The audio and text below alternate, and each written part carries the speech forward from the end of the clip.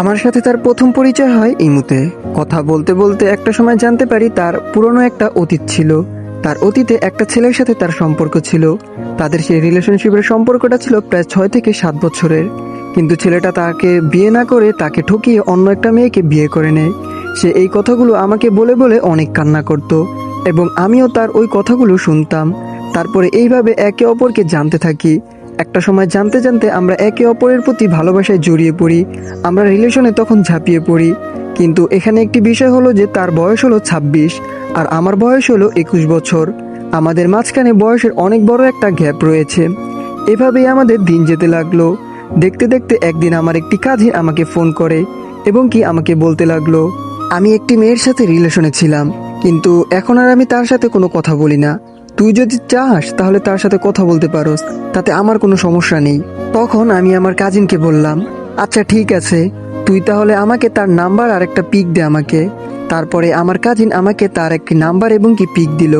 আমি পিক দেখে পুরোই তো অবাক হয়ে গেলাম, কারণ আমি যার সাথে রিলেশনে আছি সে আমার কাজিনের সাথেও কথা বলতো। যাই হোক, আমি এই সব দেখার পরে আমি তাকে জিজ্ঞাসা করলাম, তোমার নাম্বার আমার কাজিনের কাছে কিভাবে গেল? তখন সে আমাকে একটু আহম্মক হয়ে বলতে লাগলো, ও এটা তোমার কাজিন তাহলে? ও তো আমাকে অনেক বিরক্ত করত, অনেক জ্বালাতন করত, আমাকে বারবার মেসেজ করতো, বারবার ফোন দিত, ইত্যাদি আরো অনেক কিছু। আরো এই কথাও বলতে লাগলো, আমি তো তাকে ব্লক করে দিয়েছি, তার সাথে এখন আর আমি কোনো কথা বলি না। আচ্ছা ভালো কথা, তুমি এগুলো কেমনে জানলে? তখন আমি তাকে বলতে লাগলাম, আমার কাজিন আমাকে তোমার নাম্বারটা দিয়েছে। এটা বলেই আমি ফোনটা কেটে দিলাম। যাই হোক, ওই দিন আমি তার সাথে আর কোনো কথা বললাম না। আমি ফোনটা রেখে ঘুমিয়ে পড়লাম।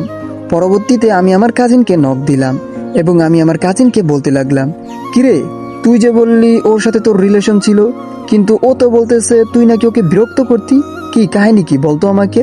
তখন আমার কাজিন আমাকে উত্তরে বলতে লাগলো, আরে ওর সাথে আগে আমার রিলেশন ছিল, আগে অনেক কথা বলতাম, এখন ওর সাথে আমি কোনো কথাই বলি না। এই কথাগুলো শুনে আমি আমার কাজিনকে বলতে লাগলাম, তুই ওকে বিরক্ত করতি তাই না? আমার কাজিন তো এগুলা শোনার পরে আমাকে বিশ্বাস করানোর জন্য অনেকগুলো স্ক্রিনশট দিল। আমি এগুলা দেখে বুঝতে পারলাম যে ওরা দুইজনই রিলেশনশিপের ভিতরে ছিল। যাই হোক, আস্তে আস্তে দেখতে দেখতে আমি আর এই বিষয়টা বেশি একটা ঘাটাঘাটি করলাম না। এই বিষয়টা এমনিতেই মাটি চাপা পড়ে গেল। তারপর আমি আবার তার সাথে রিলেশন কন্টিনিউ করলাম। এভাবেই দিন যেতে যেতে একদিন সে আমাকে বলল, চলো আমরা বিয়ে করে ফেলি। তখন আমি তাকে বললাম, দেখো, আমি মাত্র ইউরোপ এসেছি, এখন আমার কাগজপত্র হয়নি, কাগজপত্র হোক, তারপর আমি তোমাকে বিয়ে করব। আর এখন আমি তোমাকে কোনোভাবেই বিয়ে করতে পারবো না। দেখো, এছাড়াও আমি মাত্র দেশের বাইরে এসেছি। এখন আমার পরিবার আমার জন্য অনেক ঋণ করে ফেলেছে। ঋণ পরিশোধ না করা পর্যন্ত আমি আমার পরিবারকে বিয়ের কথা বলতে পারবো না। তুমি একটু ধৈর্য ধারণ করো আমার জন্য, তুমি একটু অপেক্ষা করো আমার জন্য, আমি তোমাকেই বিয়ে করব। তারপরে এভাবেই আমাদের রিলেশনশিপটা কন্টিনিউ হতে থাকলো। তারপর একদিন তার সাথে কথা বলার সময় সে স্ক্রিন রেকর্ড অন করলো। তার স্ক্রিন রেকর্ড দেখতে লাগলাম। তার স্ক্রিন রেকর্ড দেখতে দেখতে একটি ছেলের আইডি আমার নজরে পড়লো।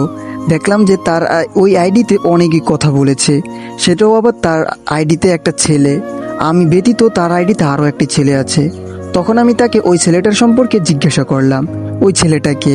তখন সে আমাকে বলতে লাগলো, এটা আমার একটা আত্মীয়, এছাড়াও আর বড় কিছু নয় এখানে। তারপর আমি তাকে ওই ছেলেটার সম্পর্কে জিজ্ঞাসা করতাম। ছেলেটার সম্পর্কে যদি আমি কিছু জিজ্ঞাসা করতাম তাহলে সে আমাকে রাগ দেখাতো। সে আমাকে বলতো আমি নাকি তাকে সন্দেহ করি। এইভাবে সে রাগান্বিত হয়ে আরো বলতে লাগলো, আমি আজকে থেকে আর ইমু চালাবো না। তুমি যদি আমার সাথে কথা বলতে চাও তাহলে তুমি আমাকে হোয়াটসঅ্যাপে নক দাও। এটা বলেই সে ফোনটা কেটে দিয়ে ইমুটাকেও ডিলিট করে দেয়।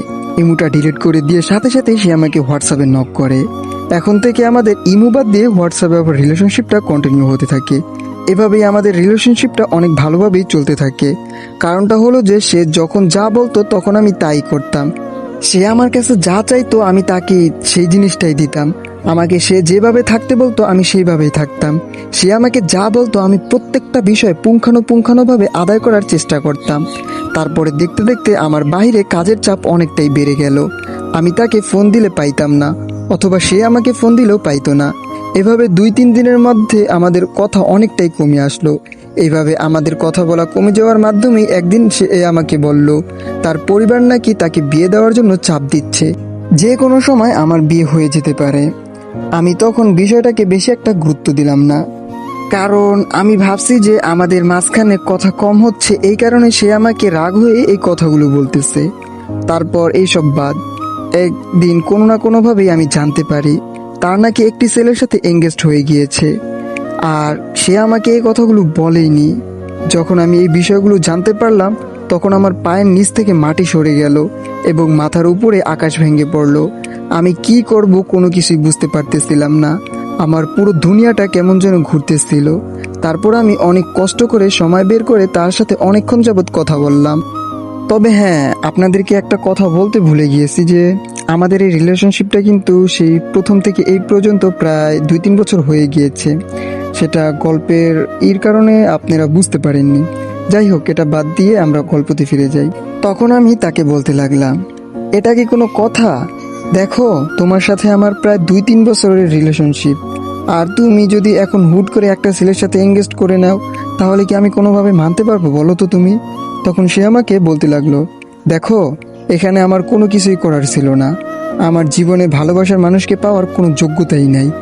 আর আমার ফ্যামিলি আমার জন্য যেটা পারফেক্ট মনে করবে আমি সেটাই করব। আর আমার ফ্যামিলি আমার জন্য যাকে ঠিক করবে আমি তাকেই বিয়ে করব। এছাড়াও আমার বয়স হয়ে গিয়েছে, এখন তো আমাকে বিয়ে করতেই হবে, তাই না? তার এই কথা শুনে তো আমি পুরোই হতবাক হয়ে গেলাম। আর তাকে আমি বলতে লাগলাম, দেখো, এখন তো মাত্র তোমার এঙ্গেজড হয়েছে, তুমি চাইলেই তো এই বিয়েটাকে এখানেই ভেঙে ফেলতে পারো। তুমি এটাকে ভেঙে ফেলো, আমি তোমাকে বিয়ে করব। আর আমি এখনই আমার পরিবারকে তোমার বাড়িতে পাঠাচ্ছি। প্লিজ, তারপরও তুমি এই বিয়েটা ভেঙে ফেলো। তুমি আমাকে ছেড়ে অন্য কারো হয়ে যেও না।